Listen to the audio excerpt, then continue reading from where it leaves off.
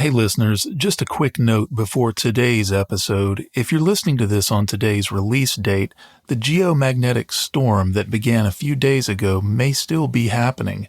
I encourage you to try and spot the resulting auroras in your night sky if you haven't already.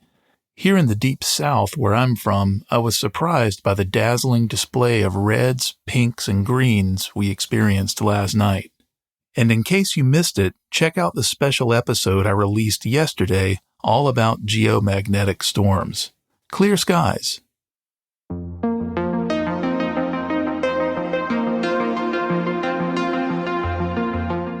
Welcome to another episode of Star Trails. I'm Drew, and tonight we're diving into the celestial sights visible from May 12th to May 18th. Also, we'll explore Saturn's disappearing rings, some celestial lore, and zoom out for an overview of the primary tool of a stargazer, the telescope. Whether you're a seasoned astronomer or just starting out, there's something for everyone in the night sky this week. Our lunar companion offers a beautiful display of phases this week. Starting on May 12th, the moon will be in its waxing crescent phase with about 23% of its surface illuminated. As the week progresses, the moon continues to wax, reaching the first quarter phase on May 15th, when it will be exactly 50% illuminated. By May 18th, the moon will be in a waxing gibbous phase, showing around 78% illumination. The moon isn't the only show in the sky, but you'll need to be an early riser to catch the planets this week. Saturn rises from the eastern horizon in the pre-dawn hours, chased by Mars and Mercury just before sunrise.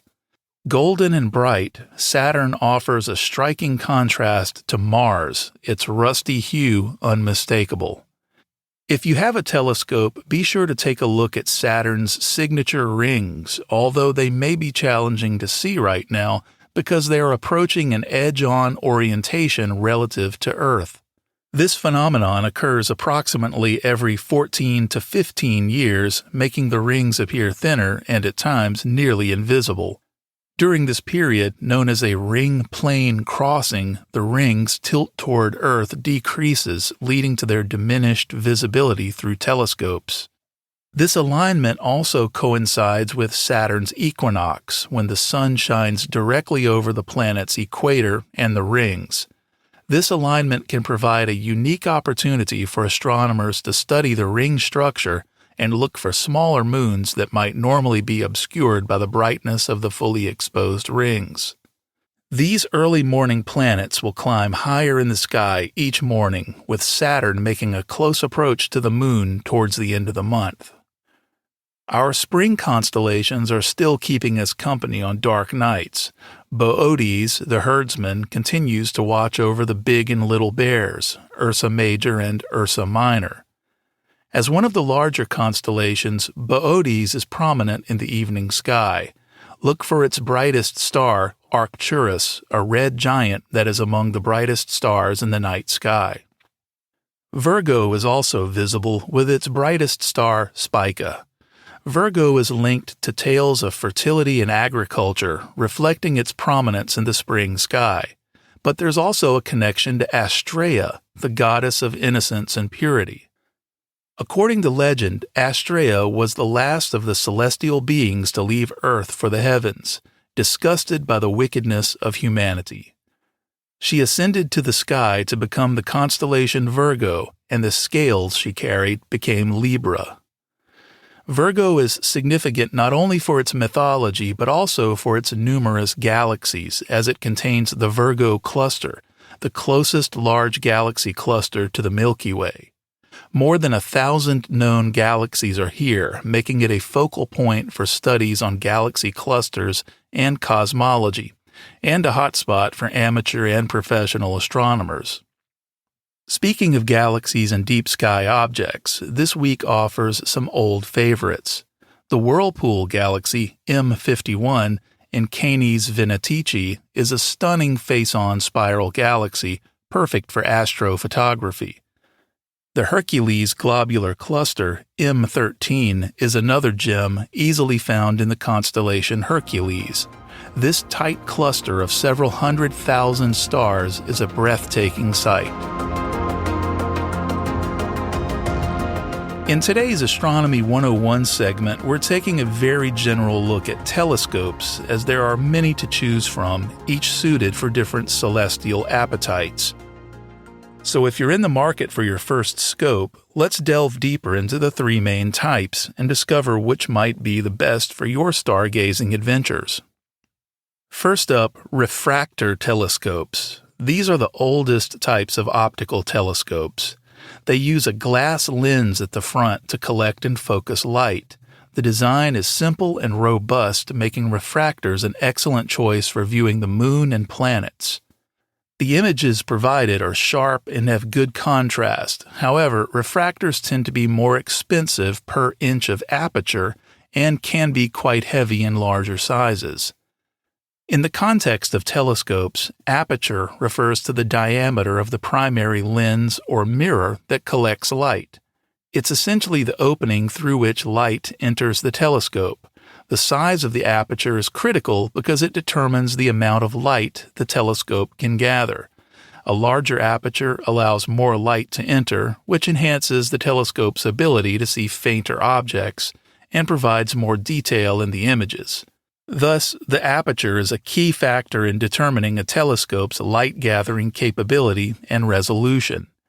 Many astronomers choose reflector telescopes for this reason. Reflectors, which include the famous Newtonian design, use a mirror to gather light. They are generally less expensive than refractors and offer larger apertures for the same price. This makes them ideal for viewing faint objects like distant galaxies and nebula. However, their optical alignment, known as collimation, can be challenging for beginners and needs regular adjustment. Catadioptric telescopes, or compound telescopes, combine lenses and mirrors to offer a versatile experience. They're compact and easy to transport. These telescopes are great for both planetary and deep sky viewing. Models like the Schmidt-Cassegrain and Maksutov-Cassegrain are common, with the latter providing extremely high-contrast views due to its thick meniscus lens. The final component in a telescope's light path is the eyepiece, which magnifies the image formed by the telescope's optics. The eyepiece is responsible for presenting the observer with a focused image, defining the field of view and affecting how bright the final image appears. The field of view, often described as wide or narrow, determines how much of the sky you can see at one time. A wider field of view is excellent for stargazing and getting a broader perspective of the sky. Shorter focal lengths provide higher magnification, bringing distant objects like planets into clearer view. However, higher magnification reduces the brightness and the field of view, making it challenging to observe dimmer or larger objects like nebula or galaxies. For those starting, it's practical to have a range of eyepiece focal lengths to suit different observing conditions. A good setup might include a low-power eyepiece for large, deep sky objects and general scanning, a medium-power eyepiece for smaller galaxies and nebula, and a high-power eyepiece for planetary details. Telescopic mounts are just as important as the telescope itself. Alt-azimuth mounts are straightforward, up, down, left, and right. They're great for beginners due to their simplicity. However, they don't track the sky's motion automatically, which can be limiting for long exposures in astrophotography. Dobsonian telescopes deserve a special mention here. These are reflector telescopes known for their large apertures and very simple alt-azimuth mounting system, which makes them both cost-effective and user-friendly. Dobs, as they're often referred to, are excellent for deep sky observation, providing bright views of nebula, galaxies, and star clusters. Their ease of use and affordability make them particularly popular among beginners.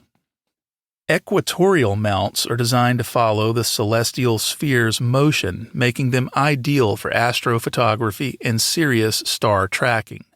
They require some setup to align with Polaris, the North Star, but once dialed in are invaluable for their tracking capabilities.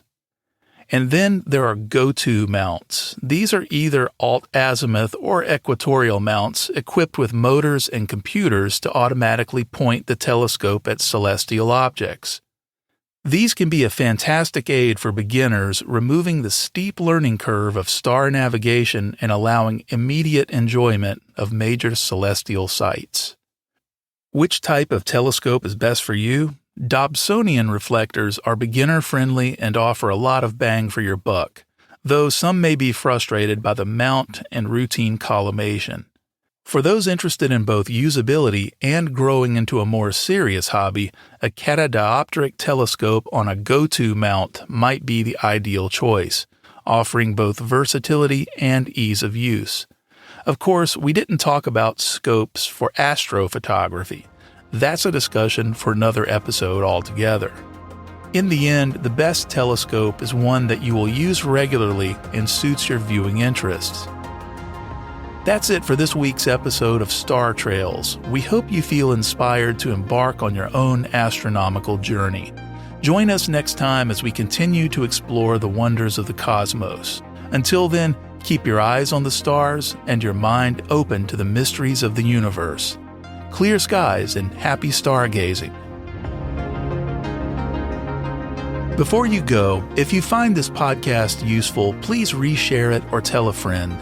You can find all our episodes, check out night sky maps and resources, and learn more about the podcast at our website, startrails.show. Thanks for listening.